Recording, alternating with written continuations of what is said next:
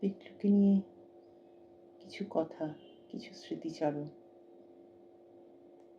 দেখি এত স্মৃতি, এত গল্প, এত আনন্দের স্মৃতি রয়েছে, ঘটনা, ছোট ছোট মজার। খুব অল্প পরিসরে সেটাকে গুটিয়ে আনাটা খুব সোজা কাজ না। একটা কথা ভাবতে ভাবতে ঝট করে অন্যদিকে চলে যায় মন, অন্য কিছু মনে পড়ে যায়। আসলে ভাবতে গেলে খুব বেশি দিনের তো না, আবার যেন একটা কি বলবো, একটা লম্বা সময় জুড়ে রয়েছে এগুলোর নানা ঘটনা।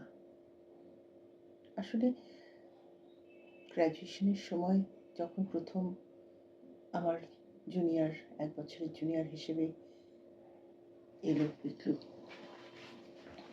তখন মানে ঠিক ভাবিনি যে সত্যি শিলং থেকে আসা এই ছেলেটি একদিন আমার দেবব্রতর, আমাদের শরদিন্দুর, আমাদের একটা মানে একটা সবসময়ের জীবনের একটা অংশ হয়ে যাবে, এটা সত্যিই সেদিন ভাবিনি। ছোট ছোট করে দিন এগোলো, কলেজে আস্তে আস্তে প্রথমে জুনিয়র, তারপরে কবে যেন সেই শুধু জুনিয়র আরও থাকলো না, আমার একেবারে নিজের ছোট ভাই হয়ে গেল। এত কাছের, আর ওর কাণ্ডকীর্তিগুলো এত মজার ছিল। কলেজে প্রতিদিনই নানা রকমের ঘটনা থাকতো, ছোটোখাটো দেখা হতো, এই মজার গল্প, ওই মজার গল্প। টুকটাক করে করে আস্তে আস্তে আমাদের যেন একটা একসঙ্গের একটা সবসময়ের একটা গল্পের, গানের, সব কিছুর একটা সঙ্গী হয়ে গেল। আস্তে আস্তে ফ্যামিলি, একেবারে একেবারে কাছের ফ্যামিলি, মাসি মেসো, তারা আমার খুব খুব কাছের ছিলেন। পিকলুর মাধ্যমেই সব হয়েছে। তারপরে মেসো যেতেন কখনো কলেজে, সেখানে মেসোর সাথে আলাপ। আস্তে আস্তে মেসো আমাকে একেবারে মেয়ের মতন ভালোবাসতে লাগলেন। ওই বাড়ির আমি একটা অবিচ্ছেদ্য অংশ হয়ে গেলাম। আসলে ঘটনাটা মানে খুব একেবারে জাস্ট এমন একটা মানুষ পিকলু যে ঝট করে একেবারে ভেতরে ঢুকে যায় আমাদের প্রত্যেকের মনের মধ্যে। ওর সব কিছুগুলো যেন মানে কি বলবো, একেবারে আমরা স্টোর করে রেখেছি, আমরা ওগুলোকে খুব যত্নে রেখেছি মনের মধ্যে, এই ছোট ছোট ঘটনাগুলো। সেখান থেকে মাস্টার্স করতে গেলাম, রাঁচির পড়া শেষ হলো, মাস্টার্স করতে গেলাম ভুবনেশ্বরে। যাওয়ার পর থেকেই চিঠি, তখন তো চিঠি ছাড়া কোনো উপায় ছিল না, চিঠিতেই সব যোগাযোগ, প্রতিদিনের ঘটনা আমি পড়তে শুরু করলাম। আস্তে আস্তে পিকলুর কোর্স শেষ হলো, ব্যাস পিকলু বললো না তাহলে তুমি ওখানে আছো, আমি ওখানেই মাস্টার্স করবো। মেশোও বললো হ্যাঁ হ্যাঁ ও ওখানেই করুক। চলে এলো। সেই আবার মাস্টার্সের সময়ও সঙ্গে চলা, কলেজের ক্লাসের পরে দাঁড়িয়ে একটুখানি গল্প আড্ডা। তখন আবার ওখানে আরেক বন্ধু আমাদের সঙ্গে যুক্ত হলো, বালা। আমি হস্টেলে ফিরবো, আমার সঙ্গে সঙ্গে পিকলু অবশ্যই আসবে। একটা মাঝখানে ছোট্ট একটা এই গ্রসারি ছোটোখাটো কফি টফিও পাওয়া যেত, আবার একটু একটু যেমন হয় আর কি, হস্টেলের কাছাকাছি একটা দোকান থাকে, ম্যাগি ট্যাগি এসব পাওয়া যেত। ওখানে একটা ম্যাঙ্গো বাইট একটা লজেন্স পাওয়া যেত। প্রতিদিন আমার সঙ্গে ক্লাস শেষ হলে ওই দোকানটা অবধি আসবে, না না চলো তোমাকে এগিয়ে দিয়ে আসি, যন্ত্রণাতেই চলো এগিয়ে দিয়ে আসি। এসেই দোকানের সামনে বসবে, আমার ম্যাঙ্গো বাইট। ঢুকবো, একটা ম্যাঙ্গো বাইট কিনবেই, একটা বা দুটো ম্যাঙ্গো বাইট কিনে হ্যাঁ হয়ে গেছে তো, তোমাকে এগিয়ে দিয়েছি, এবার তুমি হস্টেলে চলে যাও। উল্টো দিকেই হস্টেল, কিন্তু প্রতিদিনের এই মজাটা ছিল। এইরকম কত কি সাবজেক্ট চুজ নিয়ে বিরাট আলোচনা, না তাহলে অ্যাগ্রোনমি নেই। আমি আমার হর্টিকালচার নিয়ে পড়ছিলাম তখন, না হর্টিকালচার তো আমি পড়বো না, আমি অ্যাগ্রোনমি নেব। আমাদের ডিপার্টমেন্টগুলোও কাছাকাছি ছিল। তো সেই আর কি, কলেজে তো সবাই জানতো যে আমার ছোটো ভাই এখানে পড়তে এসছে। তারপরে আমাদের কলেজের পড়া শেষ হলো, আমি চলে এলাম কলকাতায়। 1 বছর পরে ওরও পড়া শেষ হলো। তারপরে আমাদের বিয়ের সময় তো মানে মুখ্য ভূমিকায় পিকলু। সব কিছুতেই ওর বক্তব্য। আমি কি শাড়ি কিনবো, তো আ দেবব্রত কি পড়বে, কি করে আসবে, কি না, মানে সবকিছুতে ওর একটা বিশাল পার্টিসিপেশন আর গোছানো বক্তব্য।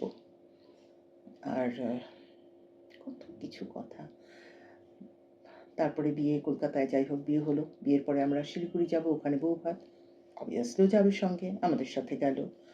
আম মানে ওর জামাকাপড় প্যাক করা থেকে এভরিথিং এ মনোযোগ দিতে হবে। "দেখেছো তো চন্দনাদি, সব নিয়েছি তো আমি।" এরকম আরকি। তারপরে গিয়ে ওখানে বৌভাত হলো আমাদের। তারপরে আমরা পরদিন ইয়েতে যাবো, দার্জিলিং যাবো। আমি দেবব্রত, সঙ্গে আ পিকলু, আমার ছোট বোন, সবাই মিলে হৈ হৈ করে যাওয়া হলো।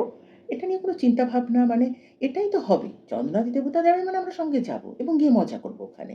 মানে সবটাই কলেজ ট্রিপের মতন আরকি। আর সেটাতে মানে আন্তরিকতা শুধু বলব না, দাবিটা এতখানি যে তার বাইরে গিয়ে কিছু ভাবার তো প্রশ্নই ওঠে না। তো এইভাবে করে মানে আসলে কি, আমরা যেন একটা সূত্রে, মানে আ একটা কি বলবো, একটা উম একেবারে খাপে, খাপে সবার মানে ব্যাপারগুলো বসা, সবাই একসঙ্গে এক ধরনের চিন্তা ভাবনা, এই মানে উম পছন্দ এক ধরনের, অনেক রকম গান যেগুলো ও ভালোবাসতো সেগুলো আস্তে, আস্তে আমাদের মধ্যে এসে গেছে, বা যেই ধরনের গান আমরা ভালোবাসতাম সেই গানগুলো আস্তে, আস্তে ওর ভালো লাগার লিস্টে চলে গেছে।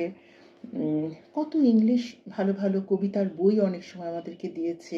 লিটারেচার প্রচণ্ড ভালো ছিল। ইংলিশে তো মানে কিছু বলারই নেই। প্রচণ্ড ভালো ছিল। আর এইরকম মানে নানা রকম ব্যাপার এখনো, এই যে আমি, দেবব্রত, শরদিন্দু আমরা যখনই গল্প করতে বসি, মানে এটা স্বাভাবিক, আমাদের গল্পে কিন্তু পিকলু আছে। মানে আমরা ৩ জন কখনো নেই। সবসময় যেন ৪ জন। মাঝখানে তো অনেকগুলো বছর হয়ে গেল দেখিনি ওকে। কিন্তু অ্যা কখনো ও নেই এরকমটা কিন্তু নেই। আমরা সবসময় গল্পে, কথায়, আড্ডায়, মজায় এখনো ছোট, ছোট কত টার্ম ইউজ করি। যেমন আ খুব আমরা হয়তো শরদিন্দু যখন কলকাতায় থাকতো, শরদিন্দুর বাড়িতেই সবাই মিলে বেশ হৈ, হৈ গল্প-টল্প আড্ডা-টাড্ডা হচ্ছে। তো পিকলু হঠাৎ বলল, "কইর মানুষ কই, হই সই।" মানে এটা একটা আমাদের এখন ফ্রেজ হয়ে গেছে। এখনো আমরা নানা রকম কিছু বলতে গেলেই এই কথাটা ইউজ করি যে, "কইর মানুষ কই।" তো এইরকম কত ছোট, ছোট গল্প, কত ছোট, ছোট মজা, কত মানে টার্ম যেগুলো ওরগুলো ঢুকে গেছে আমাদের মধ্যে, আমরা সবসময় প্রতিনিয়ত সেগুলো ইউজ করছি। তাই অল্পে মানে এর থেকে বেশি বলতে গেলে মানে সেটা একটা বিশাল লম্বা ই ইতিহাসের মতন আরকি। ছোট্টর মধ্যে এটুকুই বলতে পারি যে পিকলু আমাদের মধ্যে ছিল, আছে, থাকবে। ঢেউয়ের মতন ভেসে গেছে, চাঁদের আলোর দেশে গেছে। আছে আমাদের মধ্যে। স্মৃতিতে না, একেবারে শুধু স্মৃতিতে না, একেবারে প্রতি মুহূর্তের প্রেজেন্সে আছে, প্রতিটি গল্পে আছে, প্রতিদিন আছে। রোজ কোনো না কোনো কথায়, কোনো না কোনো গল্পে, কোনো না কোনোভাবে মনে করতে হয় না, মনে পড়ে যায়। কারণ মন জুড়ে পিকলু।